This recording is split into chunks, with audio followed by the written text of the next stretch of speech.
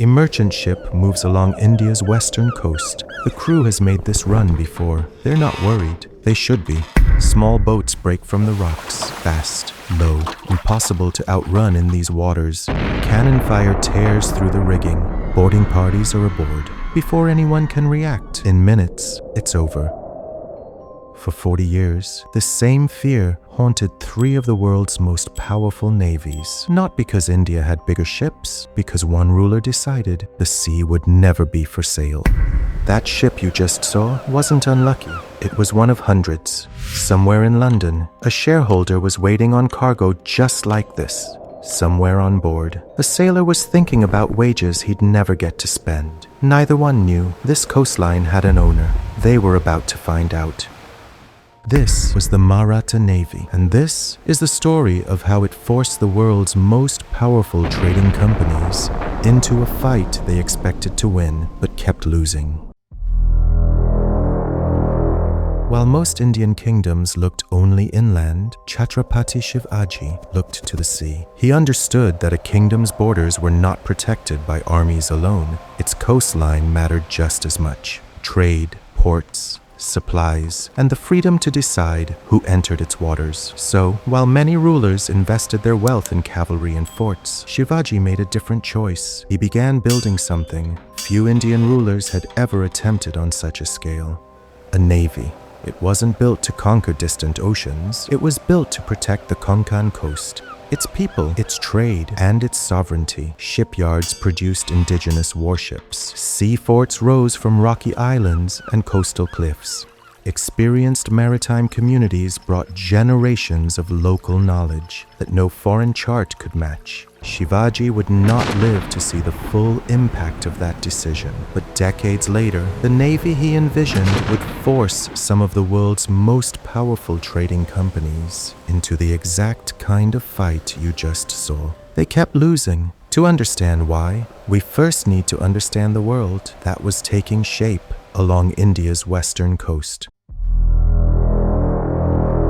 By the late 17th century, the Arabian Sea had become one of the world's busiest trading highways. Portuguese ships sailed from Goa. The Dutch competed for the spice trade. The English East India Company was expanding from Bombay. Merchants carried textiles, spices, timber, and precious metals between India, Arabia, East Africa, and Southeast Asia. Trade brought wealth. It also brought competition and armed ships to protect it. The Portuguese defended their ports with warships. The cities of Janjira held one of the strongest island fortresses on the Konkan coast and challenged Marathas' interest at sea for decades. The English were steadily building up their naval presence around Bombay. Every power on this coast understood one truth: whoever controlled the coastline controlled the flow of trade. This was the world Shivaji had prepared for. After his death in 1680, years of internal conflict slowed the Navy's growth, but the foundations held. The fort still guarded the coast. The shipyard still built vessels. The knowledge still lived among the coastal communities. All the system needed now was someone to bring it to life.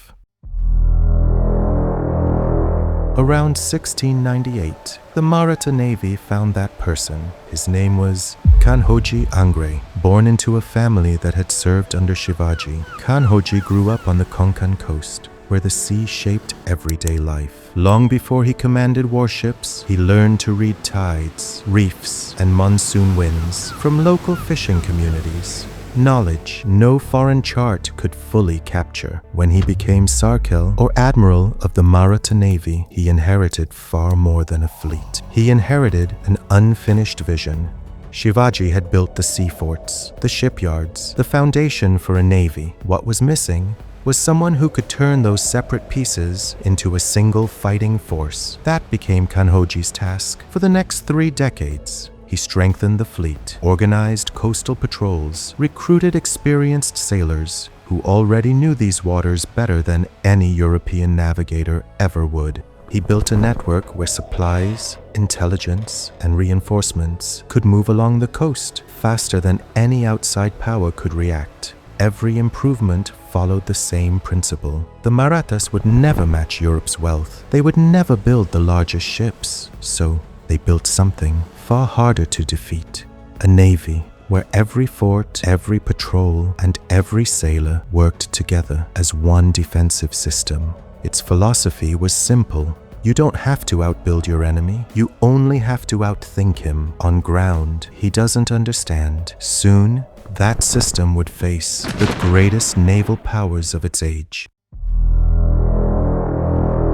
The British, the Portuguese, and the Dutch believed naval superiority came from larger ships and heavier guns. Kanhoji believed it came from fighting the right battle. European warships, massive British frigates, heavily armed galleons were built for the open ocean. They relied on broad formations, deep water, and overwhelming firepower. The Konkan coast offered none of that. Its narrow creeks, rocky shoreline, and hidden inlets turned large European warships from weapons into obstacles. Kanhoji designed his fleet around this reality. His navy relied primarily on grabs and gallivats, fast, shallow-draft vessels that could sail where the big European ships simply couldn't follow. You've already seen how that played out. The forts completed the system. Strongholds like Kolaba, Svarnadurg, and Vijayadurg sheltered the fleet, stored supplies, repaired ships, and covered the coast with heavy artillery. Kanhoji also enforced a dastak, a pass, recognizing Maratha authority over these waters. Foreign merchant vessels sailing without one risked detention and confiscation of their cargo. To European companies, it looked like piracy. To the Marathas, it was the enforcement of sovereignty. The Europeans thought they were fighting a fleet. In reality, they were fighting an entire coastal defense system, and they were about to find out just how expensive that mistake was.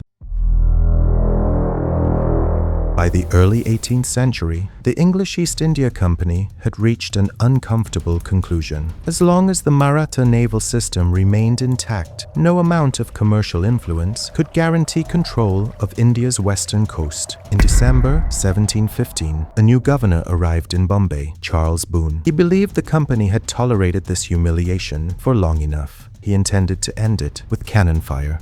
He expanded Bombay's dockyards, strengthened the company's fleet, and launched a series of campaigns against the Maratha sea forts. On paper, the outcome looked inevitable. The British had larger warships, more powerful artillery, far greater financial resources. But war on paper is rarely the same as war at sea. Every assault forced the British to fight on terms they never wanted. Heavy stone forts absorbed repeated bombardments. Narrow coastal waters restricted the movement of large ships. Fast Maratha vessels struck whenever an opening appeared, then vanished back into the coastline before the British could respond. Even joint operations with the Portuguese failed to break the network. The company had expected to destroy a fleet. Instead, it found itself fighting an entire defensive system and losing expedition after expedition in ships, money, and credibility. On the 4th of July, 1729, Kanhoji died. His forts still stood, his ships still sailed, but the strength of the Navy had never rested on ships alone. It depended on leadership, coordination, a system that worked because all its parts moved together. Without Kanhoji, that unity gradually weakened. Rivalries within Kanhoji's family, shifting priorities within the wider Maratha Confederacy, and changing political alliances slowly wore down the naval network he had spent decades building. Meanwhile, the East India Company learned from its failures. It kept expanding its dockyards, kept strengthening its fleet, kept building new alliances, and waited for the opening that hadn't existed while Kanhoji was alive. Over the following decades, the balance along India's western coast gradually shifted. The British eventually achieved the maritime dominance they had sought for so long. History tends to remember only that final outcome. It remembers the empire that prevailed. What it rarely remembers is that for the better part of 40 years, one Indian naval system forced some of the world's most powerful trading companies to adapt, to negotiate, and to abandon the idea of an easy victory. That's the part of this story worth holding on to. Not that the empire eventually won, but that it took an empire that long to even try. control of the sea was never decided by the biggest ships. It was decided by strategy, geography, leadership, and the will to fight on your own terms. Empires rise, empires fall, but this coastline remembers exactly who held it and for how long. If a story like this deserves to be remembered, not just retold once and forgotten, that's exactly why this channel exists. Subscribe, and let's keep pulling these stories out of the footnotes.